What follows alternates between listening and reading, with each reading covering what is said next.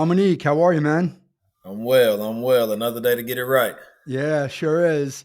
So, I guess to get started, let me ask you, what was your inspiration, what was your inspiration for starting All In Sports Club?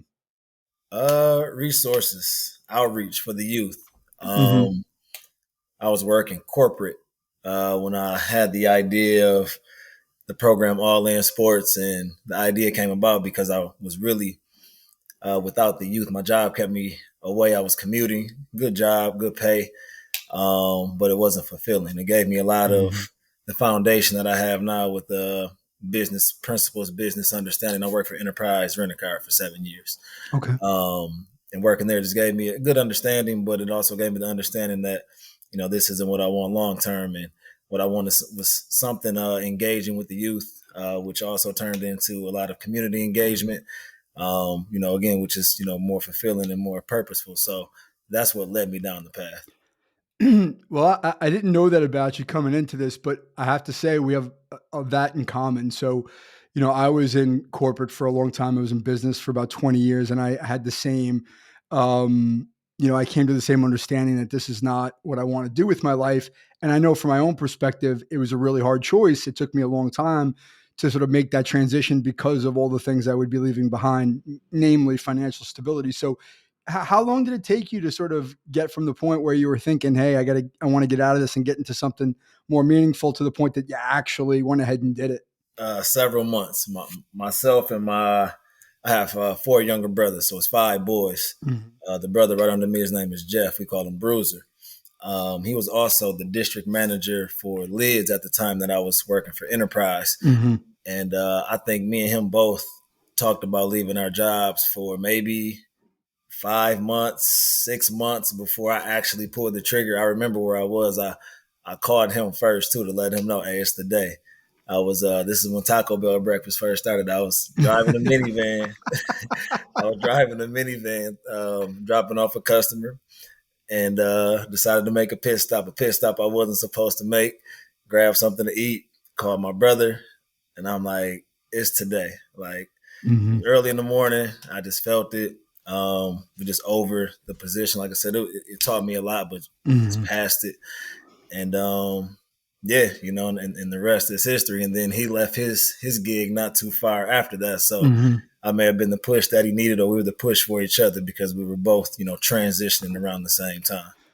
So when you make the decision, when you made the decision, did you know exactly what you wanted it to be? I mean, how different does it look today than it looked in your mind, 7 years ago? Um, so when I left Enterprise, so I was doing some, basketball development, skill development, wasn't coaching at Mhm. the time. And then once I actually left, I was asked by a friend to come assistant coach. And that's what really led me to, where I am with my coaching journey now. I really didn't know what it would turn into. Of course, I had this big vision of, wanting the gym, which is still an end goal. But now that I'm in going into year seven, yeah, year seven, it's steps, it's steps. Like, of course, in your mind, you just see the bigger picture, the facility, Mhm. serving the community, the youth running up and down the court, just, a lot of love. But, there's love and steps, before you can actually achieve that. And, we're just doing our time right now. But um, it's not where I wanted to be yet, but it is fulfilling. A lot of outreach, a lot of resources, and, just providing Mhm. the resources for the youth is making it worth it. So you're in Grand Rapids, right, Michigan? Yes, sir. So is that who you're serving predominantly? Is it the Grand Rapids community, or is it bigger than that? We do have a few families that travel. It's a travel program that we do Mhm. offer. Initially, it started off as strictly developmental, but we started adding teams just about 3 years ago. 3 years ago, we started off with one team, a split of like a first, second, and third grade team. We had a wild mixture of kids at the time, and now we're up to 10 teams. Second grade all the way up to 10th grade on the boys side, and then we have a fourth, fifth, and sixth grade girls split. So the program is grown, the following is grown, and there's a lot of love that we've received from the Grand Rapids community. So we're thankful for that. But yeah, we're looking to grow it even more. So I'm interested about the philosophy of the program because I know there are a lot of, regardless of sport, whether it's basketball with AAU or other sports with travel clubs and different sorts of competitive high level sports. Every club has, for lack of a better way to put it, they have a philosophy, they have an angle, right? So like, what's the differentiator for your clubs all in sports versus maybe some of the other clubs in the community that for lack of a better way to put it, you're competing with? It's a couple different things. Resources and the men leading the program. Um, and even just the knowledge that we have amongst ourselves, from myself to Tremaine, who you're familiar with, Mm-hmm. and even my assistant director, Landon Mitchner. We all bring a different skill set. Mm-hmm. We all trust one another, and that's where it starts. That's the foundation of the program.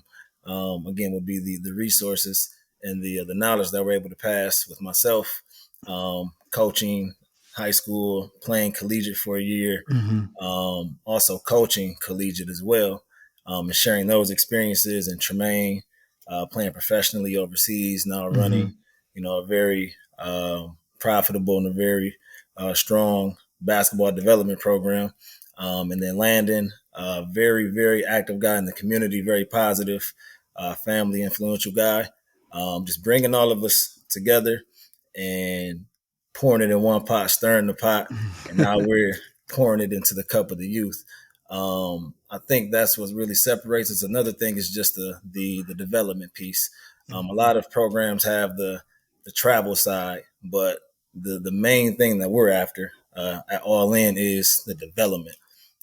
There aren't any kids receiving scholarships in the second, third, fourth, fifth grade. So, just to have that intensity or just that urgency, I think that, it's a bit soon. But the main thing is just development and teaching.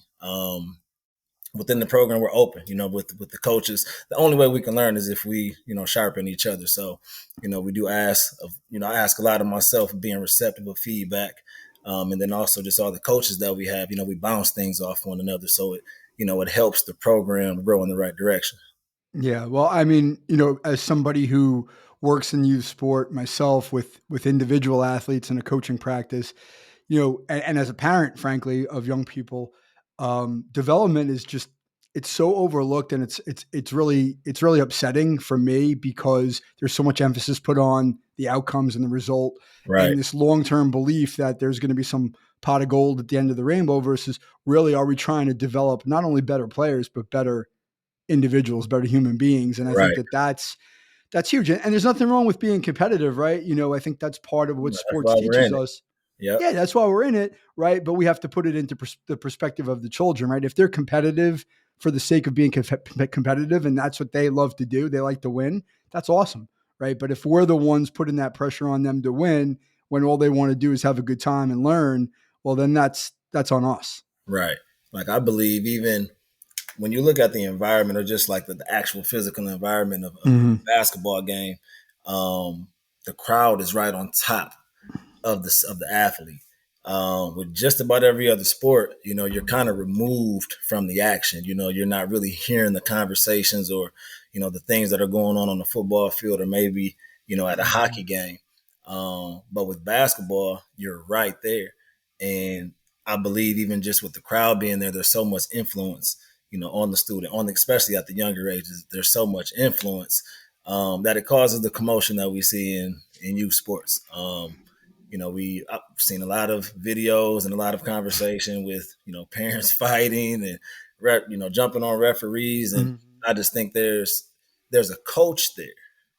Allow the coach to be the coach. And I mean, I think that's the struggle. But at the same time, I don't have any children, but I'm sure being a parent and watching your son or daughter compete, there's little tidbits that you want to spit out there, and there's little things that you want them to do. In the same breath, even I mean, just to take it one step further, if they are that collegiate athlete, or if they are that professional athlete, there isn't any conversation during the game. So I think the game time is really supposed to be, when they're really developing and listening to the coach, versus the consistent conversation that may be coming from the parent. It can be conflicting, especially for a young mind. Yeah, I'll tell you a funny story. It just happened to me a couple weeks ago. No, it was last weekend. My daughter's almost 12. She plays soccer. And I've coached her in soccer. Not that I'm a soccer expert, but I've coached her for a number of years. And that's sort of coming to an end now. And she had a game over the weekend. And I was on the sideline as a parent. And I started to give her one tidbit, right? Like one piece of instruction. I'm not the guy that yells, like I know better. But I saw that she was struggling with something that she Uh-huh. could have done better. And I was like, getting on her, and she like snapped back at me. And after the game, we were going back and forth, and she said, "Listen, Dad," she's like, "I have a coach. Let the coach coach me, and if I need to be coached, I'll ask my coach." And I was like, she put me in my place, and my ego got in the way of like, "Hey, I know what I'm talking about. Why don't you listen?" But she's right, right? Like I could be contradicting what she's being taught, Right. and I don't know any more and I probably know less than her coach, right? And so I fight that urge all the time, especially with sports I know more about, like a basketball or baseball, because it's not my job. You know what I'm saying? Like you said, it's really important that we let the coaches coach. And so I guess that leads me to a question for you, right? Like, what are some of the things that you look for in the coaches that you employ? Um, One is presence. Especially with kids, you have to be able to keep them engaged. As I mentioned, our program starts at second grade, so just understanding the mind of a child, Mhm. a young lady or a young boy, they're all over the Mhm. place, and keeping practices, their energy has to be there. Mhm. I think that goes into the presence, but also just remembering to have fun. Like just that's the philosophy. Like what we tend to do is we also give a lot of coaches, first time coaching opportunities, Mhm. which has been a huge success for the program. Men and women wanting to coach, not having that outlet, we've been able to provide that. And even if it is their first time, we'll assist them along the way, allow them to get their feet wet, but also, again, give guidance. Even not having any coaching experience or just having a passion for the game. There's ways of going about it. There's structured ways, and then even just the outlet of YouTube or just all the resources that we have now, we Yeah, can really dive into the game, and it creates a lot of conversation. So we have built a ton of relationships here with the coaching staff as well. that's great. So I guess I want to ask you about your own basketball career. So when did you start playing basketball?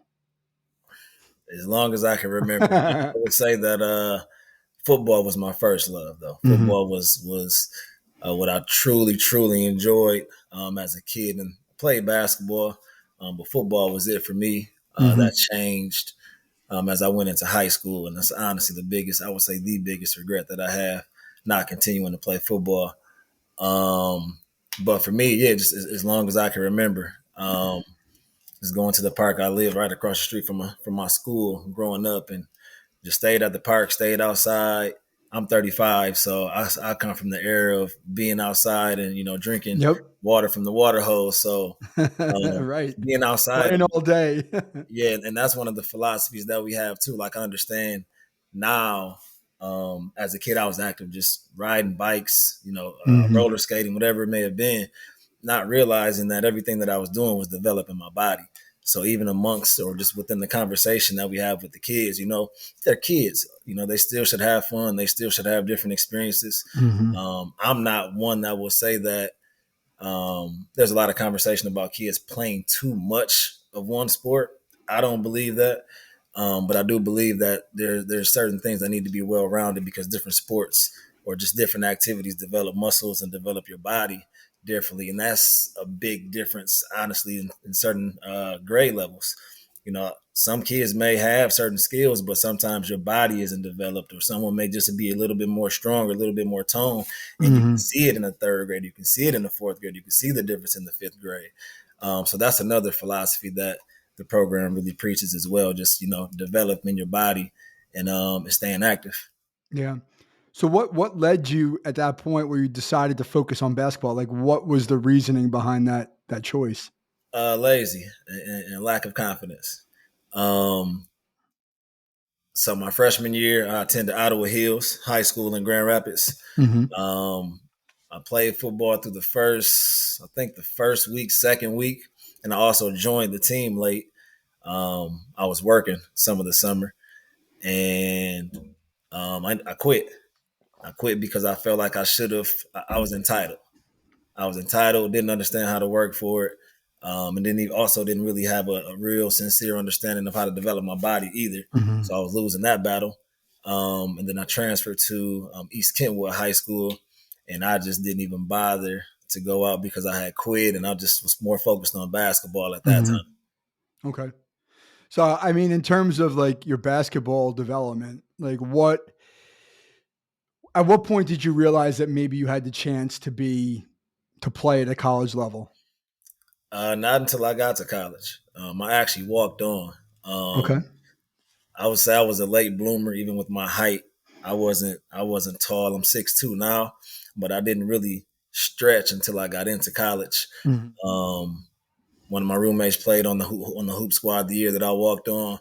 When I initially got there, I tried to walk on my freshman year. I didn't walk on until my junior year. Freshman year, it was just a weird situation with the coach, and he wasn't really open to the idea, which was, a bit odd.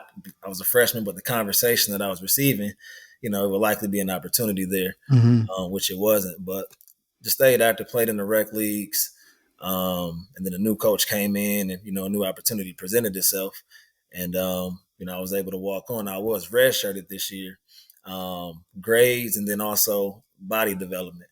Grades was the main thing, but they also didn't want me to lose a year, Mhm. so they tried to preserve me. And the reason I say tried is I was still after I took my classes in the summertime, I took the necessary credits to get me caught up. But when you're within the NCAA clearinghouse, it's a little different. At the time, only 7 credits would count towards eligibility, even though if I would have taken a full load of 8, Mhm. 12, I took a load of 8. But it all counted towards graduating, but it didn't count towards my eligibility. So that kept me from playing Mhm. college basketball. And after that, it was a wash. So I just, I had to walk away. There wasn't any way for me to get caught up. But it still was a lot of lessons learned. I had a good experience. I had the travel, the gear, the whole collegiate Right. athlete experience. So I still took a lot away from it. That's interesting. I'm curious about high school though. Like, were you like, did you want to play college basketball and you just didn't have the opportunity as you were coming out of high school at first? Or were you sort of resigned to the fact that basketball was over for you and you were just moving on? Um, I would say a little bit of both. Like, I mean, there wasn't really. I knew I didn't have the numbers, or even just the following or the appeal coming out of high school. Mhm. So I knew it wasn't any type of recruitment that was going to come. But I mean, the goal was just to get to a college campus and see what happened. And it wasn't really basketball that led me there. It was the education piece, grabbing a degree. Mhm. But while I was there, I just still happened to have a love and a passion for the game, and just decided to give it a try and see what happened. And I came out with a victory, but not the victory I was hoping for. Yeah, well, right, exactly. And a lot of the people that I talk to in on this podcast, that idea of we think we want one thing, right? And it's not until we realize there's something else out there for us that really matters that do we really become successful, right? Right, Whether it's I want to become a coach, I want to become a business owner, I want to become something else. Like once you have that purpose beyond sports, then you're using all the experience and you're applying it to this new goal, right? right, right, And so one of the philosophies I have, and I'm not saying that this is just my opinion, but I tend to think or find that the former athletes who weren't stars, who weren't great at what they played, tend to be better coaches because they can put themselves into the shoes of the athletes that they're coaching more easily, meaning they didn't always have it easy or they made mistakes or they didn't play a lot. So it's easier for them to relate to the player. Like, are there any experiences along the way, whether it was high school, AAU, during that time in college that you like take from as a player and apply now in your work as a coach and a program developer, et cetera? I wouldn't say there's one specific experience. I will say that my college coach did help me understand how to approach coaching the team. I never Mhm. pictured myself coaching. I never said I wanted to be a coach. It really just it happened, and I love it. But it was a book that he had us read. Frankie Smith was my coach, and the book is called "Questions Are the Answers," and it sticks. I actually still have the book. Um, it was a good read, and even just the title of it is very thought provoking for me. But that's one thing that I would say I apply to a lot of the concepts, even just outside of basketball. Just I mean, Hmm. it's questions are the answers. So how do we get to that outcome? But just to say, I draw from one specific thing. I would say Hmm. that might be the only thing for me. Okay. I've never heard of that book, but I'm a big believer in asking questions, right? And asking questions of the young people and giving them the understanding that they have a say in their development, Right. right? And having them figure out some of the challenges along the way for themselves as opposed to the adults like us telling them what they need to know and what they need to do. I mean, does that as a coach, does that resonate with you? Uh, yeah. I mean, that's I would say that's very human like. Of course, even just reflecting and being empathetic and things of that nature. Yeah. Yeah, that definitely resonates. Okay. So what's the ultimately now that you're 7 years along, you're adding teams, like what's the vision or the goal for the program ultimately? Do you have like some milestone or some thing that you want to achieve down the road that you're shooting towards? A milestone that we recently accomplished. We have 100 kids in the program, Okay. which is Congratulations. thank you, which is like I said, fire. Like just I wasn't thinking this far, but now I'm here. Mhm. We're adjusting and we're growing. Um, but just in regards to, I also coach high school basketball. I would Okay. say there's more milestones there than with the program. The main thing for the program for me is just development. Um, the trophies are great. But that isn't the end all be all. I mean, even once kids get to the high school level, it isn't even about the trophies. Then you just want to compete and show what you can do. Mhm. The trophies are like again a sweet reward. We're competitive. We're out there playing. We do want that. Don't get me wrong. We do want to win. Yes. But if it doesn't happen, it's not. Uh, it's not the end of the story. Again, we're competing for scholarships, developing character. Like those are the main things that we're after with the program. Um, but just milestones, I would love to see. Down the road, some of our young men come through the program and young ladies. Get offered scholarships, them continue on their dreams. But I mean, even beyond that, just growing. Like it's really the humanitarian efforts that are Mhm. really pushing the program. So just seeing the young men grow, seeing the young ladies grow, the coaches that come, through the program as well. Just everything that we have going on is beautiful. Yeah. So like are there specific elements of development that you focus on, like certain principles or things that like you're looking at and saying like these are the things that we want to bring out in the young people that we coach? I would say naturally I'm a shooter, so I'm always dissecting somebody's shot, looking at their form, things like that. Mhm. But honestly, my thought with that is you can't train everyone the same. Yes, Because I people are agree. going to be at different areas, even just body development, footwork, ball. There's so many components that go into it.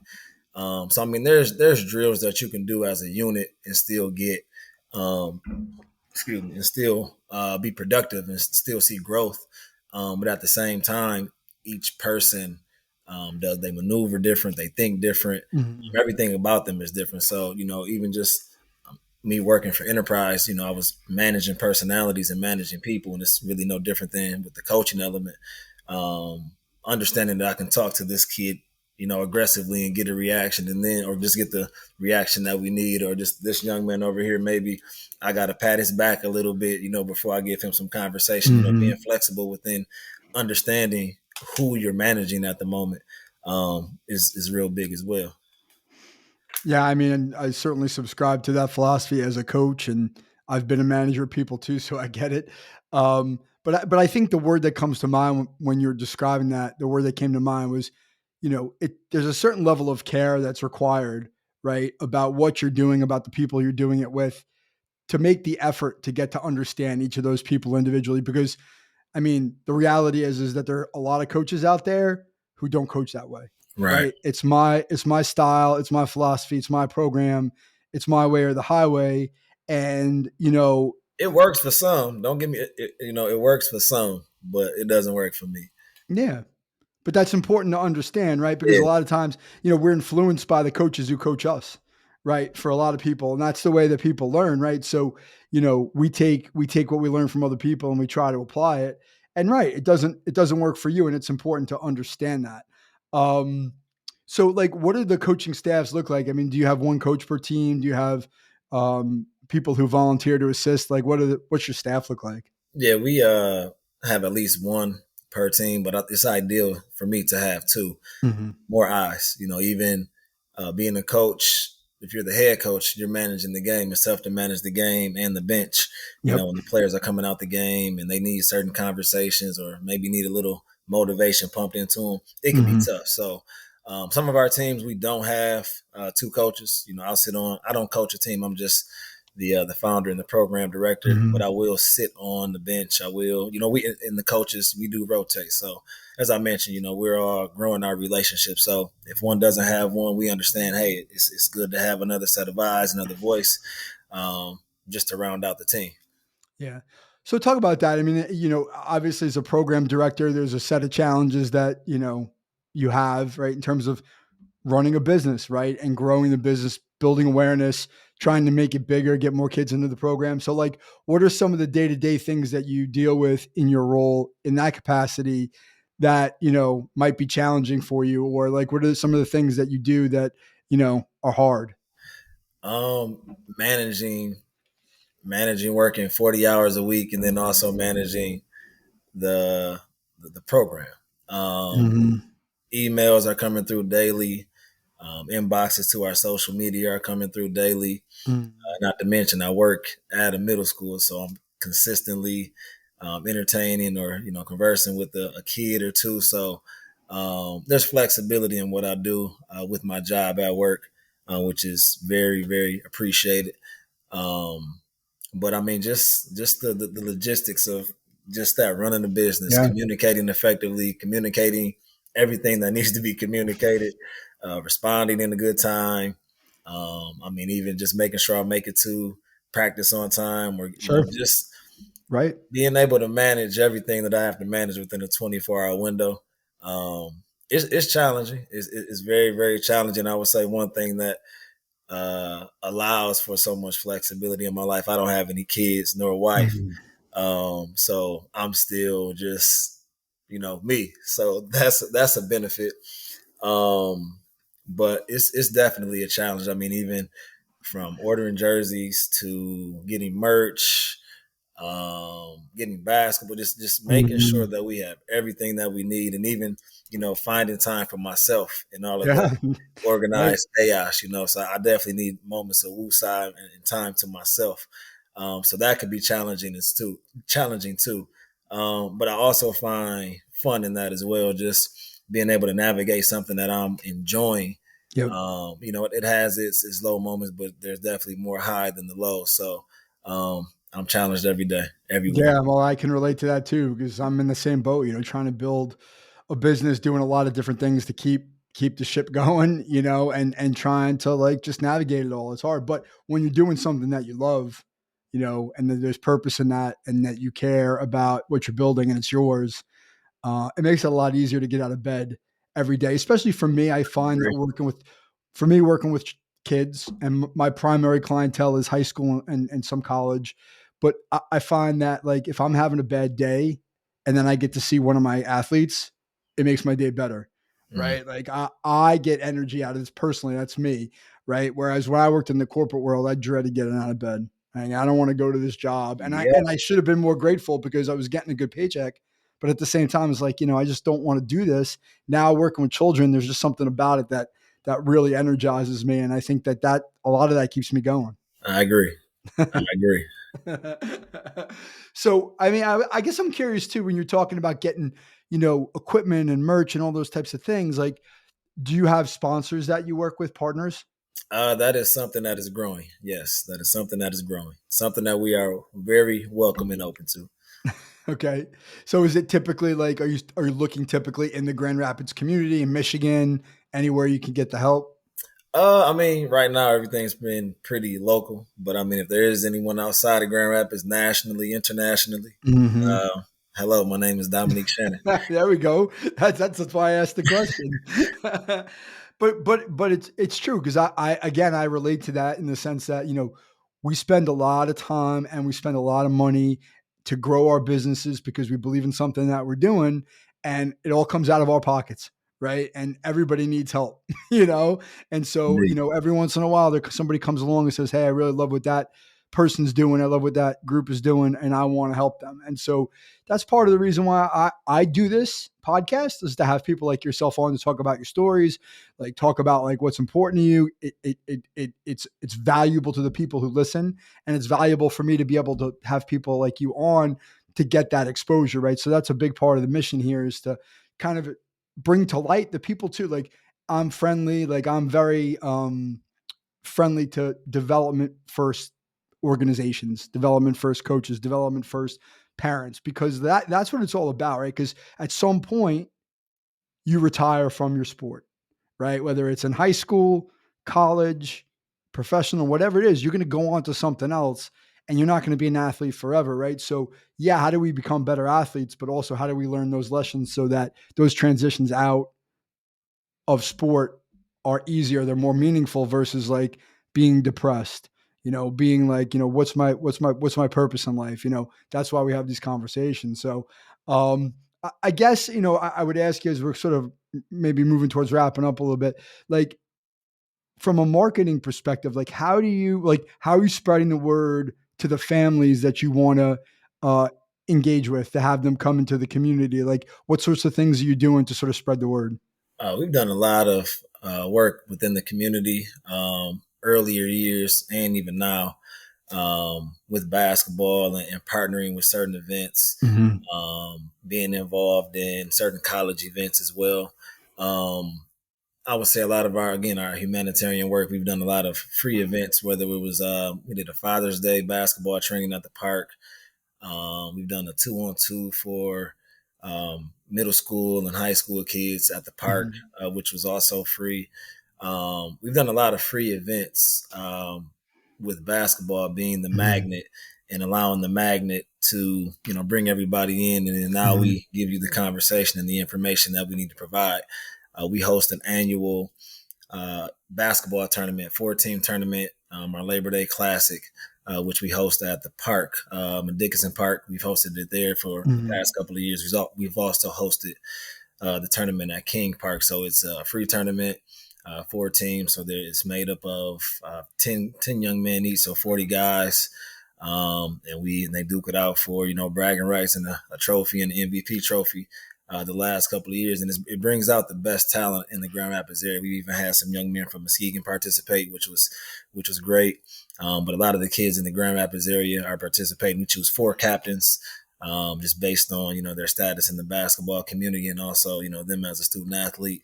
Then they pick their teams and battle it out on the blacktop. So a lot of what we do is also taking it back to how we were first introduced to basketball. So we do Uh-huh. partake in a lot of events outside, especially in the summertime, especially during COVID season as well, where Sure. once COVID Yeah. passed, we were able to get outside, but now we're back in the gyms. Everything's getting back to normal. It's been fun. Well, that brings up a couple things for me. One is like when I think about hosting a tournament like that, like the logistics, right, of trying to pull that all together, Right, the host, the cost of it, right? Like those are great events for the community, and that obviously helps to build your reputation. It's a great thing you're doing. right. But there's a lot of investment in that, right? Like just thinking about what it takes to pull that together sounds like a lot of work. It is. But I have a great team. Like that's half the battle as well. Having a good team, strong council, and I mean each and every event. It seemed like there was something that was delaying things or having something dragging. But at the end of the day, it turned out to be a hit. Turned out to be a success. So whatever bump we bumped into or rolled over, it was worth it. Nice. Nice. And so I wasn't thinking about this, but you brought it up. So how did COVID affect All In? How did it affect the business? So during COVID year, I was actually invited to coach college basketball. I was a graduate assistant at Salem University, it's a D2 in West Virginia. So I coached there under Robert Ford and Carlos Robinson. Great experience. During the COVID year, we had close to 25 games or something like that, scheduled Mhm. 30, whatever it is. We were only able to play 12. We went 6-6 on the season. We were testing 2 or 3 times a week, having to stay isolated. It was really different when I thought about it from the experience of my college experience, and just living life normally, and then we're asking our student athletes not to go to parties, not Mhm. to be social, only sit with the team at lunch. It was very different, but we had two. No, we had one major outbreak within the team. Um, I was one to not catch it, but just about most of the team Mhm. came down with it. So we did have to take a long break. I think our break was close to a month before we actually got back out there and started playing again. So for me, I was down in West Virginia doing that and also obtaining my master's at the same time and back home. Um, it didn't harm us. We weren't where we are now. At the time, we were only a couple teams in. I want to say 2 or maybe 3 teams in, and we did have limited access with limited people. So we really weren't hit heavy. And then with me going away, I was still able to gain some valuable experience while there was a bit of a stoppage in everything that was going on around the world. But then once I came back home, I was there for a year. Once I came back, COVID was the restrictions were starting to be a bit more lenient, and then we just hit the ground running. So I really didn't miss much because COVID paused everything, and my guy Landon Michener, who's Mhm. the assistant director, he really kept things going for me. So I'm thankful for him, and that's why I mentioned the team. Like the team is so valuable. You want to make Mhm. sure you have quality people around you, quality counsel. There's a lot that goes on behind the scenes with Mhm. basketball, and I'm thankful, very very thankful for him. So he was able to That's great. keep everything afloat, and now that I'm back, we're both keeping it afloat. Excellent. So I guess a couple more questions. I'm curious about the college coaching at the college level. So were there any lessons that you learned in that experience coaching at Salem University that you've applied in your working with high school like age AAU, basketball players? Like what did you learn from the college experience as a coach that maybe you apply in working with those high school athletes who want to get to that level? Me going through that experience, it upped my preparation level. Mhm. Um, Practices are a bit more detailed. Lingo is explained very, very detailed. Even the watching the film is strongly emphasized. It's hard to preach to a student athlete that, hey, you're doing this, you're doing this, you're doing this. They're not looking at it from the other scope. So the bird in the sky always tells the truth. So to Mhm. any coach out there, please watch film with your kids as early as possible, just to break things down and give them a better understanding. Because, it could just seem like, well, coach, you're just barking at me. You're not telling me anything. But again, watching the film, that creates the outcome, for the conversation. Um, so, excuse me one second. Mhm. Um, I got choked up. I'm sorry. Can you repeat your Mhm. question? No, I was just asking you how your experience at the college level coaching at Salem Right. has Okay. influenced what you're doing with the high school athletes. Like basically, like I know you said like you learn to be more detail oriented, right? Right. Putting in the work in the film room, but like, what are some of the things that you saw there that you're not telling your high school guys? Like, hey, listen, if you want to play at this level, you need to do this. Besides maybe watching film. I would say that a big difference that I realize is simply just making reads and Mm. understanding how to really play basketball. There's a, Mhm. a way to play basketball within your own feel and your own rhythm and flow of the game. But one thing that we're seeing with, a lot of the kids in our community, they aren't being taught, and that's another reason where the program comes in. There's certain principles that I ask as the director for each coach to touch on, and I Hmm. present those principles. So like that's the foundation of the program. But yeah, just being able to make reads and understanding why certain passes are being made. But again, that comes from watching film and breaking Hmm. things down and giving a different understanding. It's hard for me to tell. Again, if a few possessions pass, I finally get a chance to call a timeout, and I'm trying to present something that happened 2 or 3 possessions ago. I can say it, but it'll have more of an impact if I'm able to watch it later after once the Definitely. game is over. So that's major. Like it's very very major. But yeah, just reading. I can't emphasize that enough. But those are more principles and just more with breakdown drills. Like just Hmm. going to the college level, it really just gave me a better understanding of how to again prepare. Like I've sat through a practice at University of Michigan when John Beeline was there. Yeah. So Great seeing how coach. he very seeing how he prepared was it was an eye opener for me, and that was earlier in my high school coaching days. Getting an opportunity to go to there's an event here called BCAM, um, and they host an annual event where they bring in college coaches, breakout sessions, seminars, things of that nature. So being in those environments and just listening um, to conversation from great coaches. One of the coaches that I like is Bob Huggins. I like listening to him. I've seen him at the one of the BCAM events, and I just like the way his teams always guard. So I've Hmm. always watched him very very closely. But getting an opportunity to hear him and his philosophies. Like one thing that I learned too is, you know, coaches will go to these conferences and these meetings and hear their favorite coach speak, and then now they're changing everything that they even believe in, and I think you're supposed to chew the meat, spit out the bones. I mean, everything doesn't apply.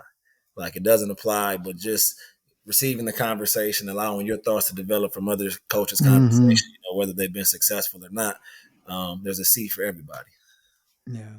All right. So here's the last question I'll ask you. I asked this question to everybody to end in some form. So if you had to give one piece of advice to a family, right, whether it's the player or the parents, in terms of what they should be thinking about when they're selecting a program, an AAU program or a basketball program or any sport, like what would that piece of advice be to that family in terms of what to think about? The que- I hate to answer your question with a question, but what I would ask the family is, what do you want to get out of this? Okay. Because some may just be playing just to be playing. Their friend is playing, and they want to give it a shot. My son or daughter has started to develop a liking for the game, and now we want to put them in the environment, get them comfortable, get them developing, and see if they really want to do it. Then you also have the scholarship or nothing, So it really just depends on Mhm. what everybody is after. Most are after that scholarship, which is understandable. But it also would depend on their age. So I mean, there's so many different factors that I Mhm. believe that goes into how to answer that question. So it's kind of hard for me to give a direct answer. Um, but I mean, even like I said, if it was someone in the elementary age, we the focus has to be development. Of course, we want to win, but if we're discussing and having conversations with parents, and it's just more about the wins, then maybe we may not be the program for you, and that's fine. That's That's okay. fine. Um, but if it's more of the development, them being around strong black men, relatable men. Mhm. Um, Relatable women coaches as well as we do have representation, which I believe representation matters sincerely. Mhm. Then yeah, we're the place. But I mean, there's like I said, there's so many factors. I wish I could answer it more direct, but my No, mind it's a is great answer. everywhere when you ask that question. It's a great answer. It's a great answer in the sense that, yeah, sometimes you do have to answer a question with a question because you're right, because your program, think what I heard you say is your program is not for everybody, right? This is what you do and Right. this is what you want to do well. And if it doesn't fit for a family, that's okay. You're not there to bring everybody in. You're bringing the people in who believe in what you're doing, which is what's going to make the program stronger over time. Absolutely. It's a great way to end. Dominic, thank you for coming on to the podcast. It was great getting to know you and talking to you and hearing more about what you're doing. Best of luck with everything, and let's stay in touch. Sounds good. I appreciate the time. Have a good one. You too. Thanks a lot.